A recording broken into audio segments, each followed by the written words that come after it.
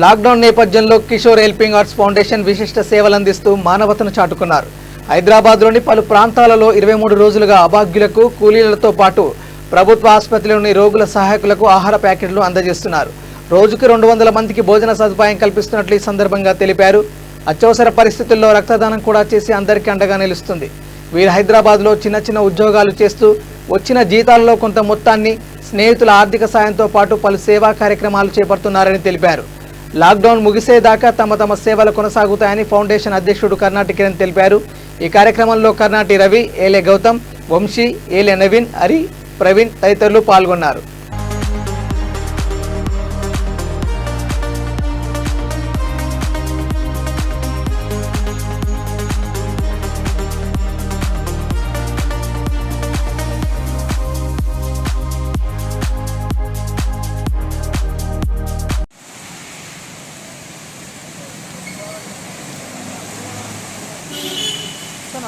కాదురా నేను చూద్దాం ఊరికొచ్చింది మీరే.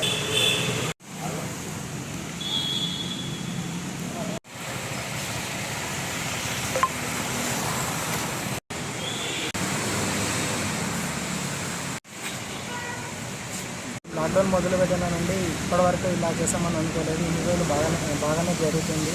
23 రోజులు ఉంది. ఈ ప్రోగ్రాం మంచిగా జరుగుతుంది.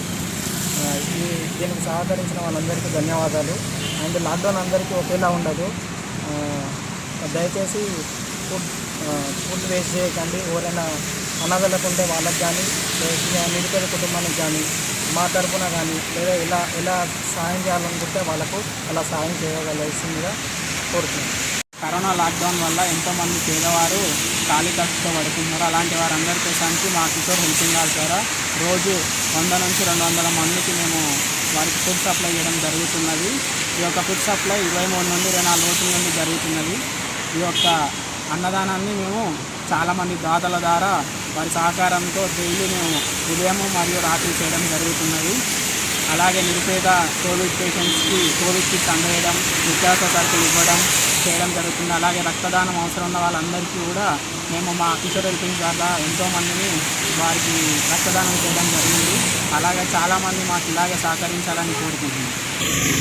అలాగే మా ఫౌండేషన్లో ఉన్న ప్రతి ఒక్క సభ్యులు చిన్న ఉద్యోగాలు చేసుకుంటూ వారికి వచ్చే జీతాలలో సగం దీనికే వెచ్చిస్తున్నారు. అలాగే దాతలు మాకు ముందుకు రావాల్సిందిగా మేము కోరుతున్నాం.